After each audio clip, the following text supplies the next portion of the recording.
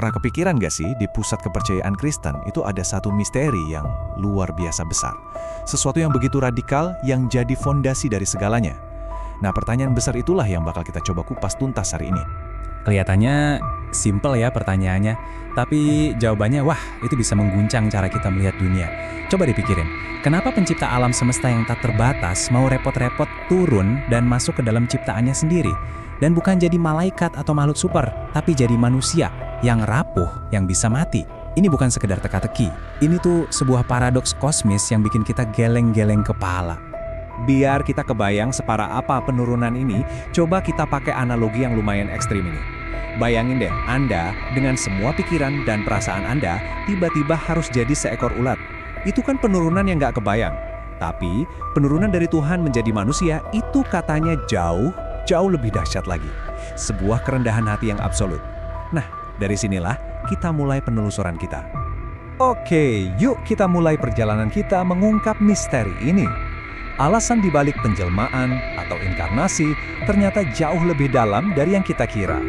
Ini bukan sekedar plan B dari surga buat benerin yang rusak. Oh bukan, ini adalah sebuah pengungkapan tentang siapa Tuhan itu sendiri. Kalau kita lihat di Alkitab, kita dikasih beberapa alasan yang jelas banget. Yesus itu datang dengan misi penyelamatan super besar, buat nyari yang hilang, nebus yang terbelenggu, ngancurin kekuatan gelap, dan puncaknya, ngasih dirinya sendiri jadi korban. Ini semua adalah bagian dari operasi penyelamatan raksasa. Tapi, seperti yang bakal kita lihat, ceritanya nggak berhenti di situ aja. Nah, ini dia intinya. Inkarnasi itu bukan soal solusi doang, tapi soal ekspresi.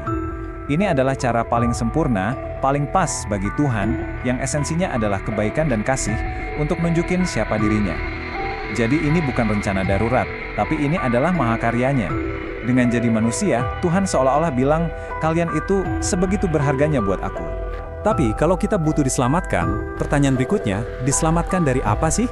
Emangnya masalahnya apa? Masalah fundamental apa yang begitu parah, begitu gawat, sampai butuh solusi se-ekstrim ini, Tuhan sendiri yang turun tangan jadi manusia? Jawabannya membawa kita kembali ke awal mula kisah manusia. Kunci buat ngerti ini semua ada di konsep dosa asal. Dan ini penting banget nih buat kita bedain. Dosa asal itu bukan berarti kita dihukum karena kesalahan Adam. Bukan. Ini lebih ke kita mewarisi sebuah kondisi, sebuah kodrat yang udah cacat dari sananya.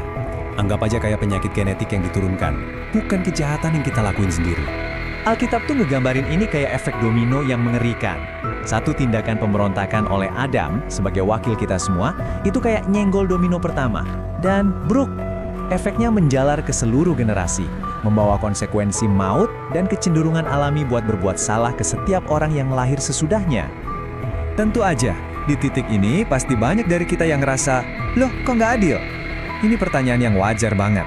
Gimana bisa adil kita nanggung akibat dari kesalahan orang yang hidup ribuan tahun lalu? Nah, yuk kita hadapi pertanyaan sulit ini, karena ini inti dari semuanya. Nah, di sini nih yang bikin agak bingung. Di satu sisi, Alkitab bilang kita semua kena getahnya dari perbuatan Adam.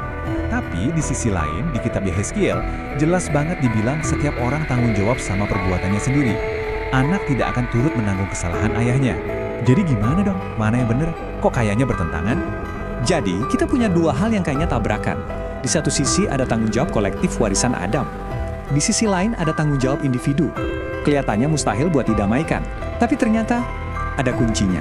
Sebuah pembedaan penting yang udah dipikirkan para teolog selama berabad-abad.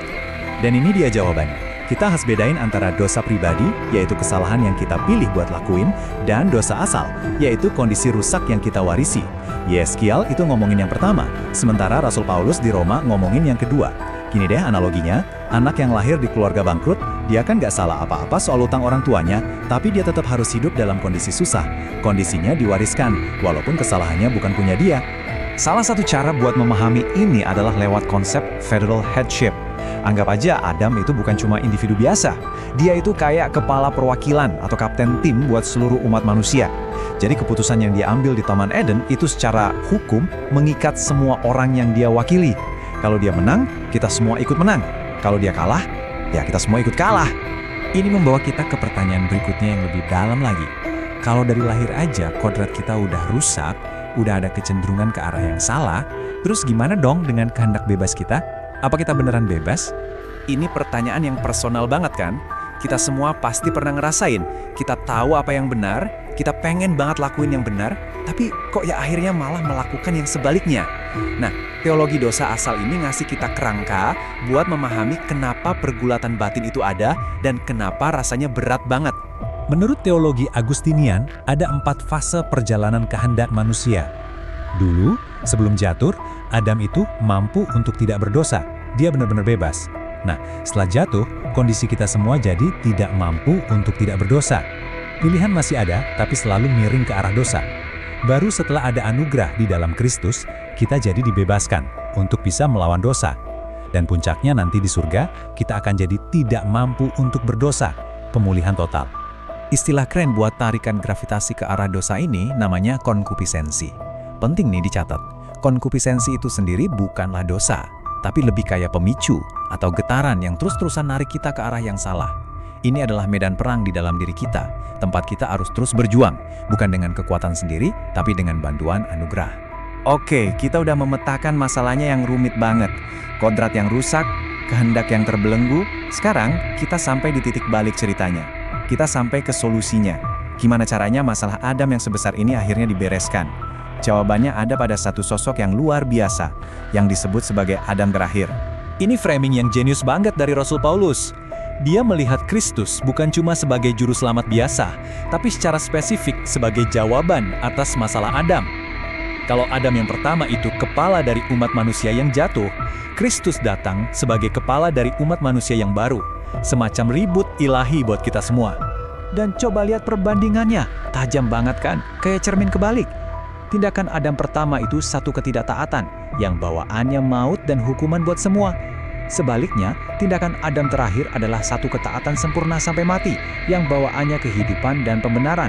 Apa yang dirusak oleh yang satu, diperbaiki, bahkan dilebihkan oleh yang lain. Simetri yang sempurna. Nah, ayat ini nih, ngerangkum semuanya dengan begitu indah. Roma 5 ayat 19 ini adalah puncaknya. Ada keseimbangan yang luar biasa di sini. Kegagalan satu orang bikin semua hancur, tapi ketaatan satu orang bisa memulihkan semuanya. Seluruh drama kosmis ini diringkas dalam satu ayat yang dahsyat ini. Jadi, kita akhiri dengan perenungan ini. Kisah Adam ini bukan cuma menjelaskan dari mana datangnya masalah. Justru kisah ini membuat kemenangan Kristus jadi terasa jauh lebih besar dan agung. Ini menunjukkan ke kita sebuah kebenaran yang luar biasa. Kalau kegagalan satu orang aja punya kekuatan untuk menggelapkan seluruh dunia, coba bayangkan betapa jauh lebih dahsyatnya kekuatan dari ketaatan sempurna satu orang untuk menebus, memulihkan, dan menerangi segalanya kembali.